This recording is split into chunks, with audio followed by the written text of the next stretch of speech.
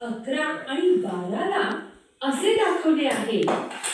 एवढे तर तुम्हाला समजले असेल की येथे हे आकडे रोमन भाषेत लिहिलेले आहेत। तुम्ही याकडे लक्ष दिले का?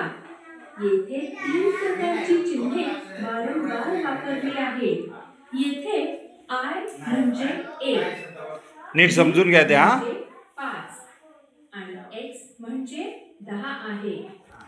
याशिवाय 50ला L द्वारे, 100ला C द्वारे, 500ला D आणि 1000ला M द्वारे दर्शवले जाते। आणि यापेक्षा मोठ्या संख्यांना लिहिण्यासाठी याच चिन्हांचा काही नियमांनुसार वारंवार वापर केला जातो। अशा प्रकारे फक्त 7 चिन्हांना वापरून या पद्धतीमध्ये मोठ्यात मोठ्या संख्या लिहिता येतात।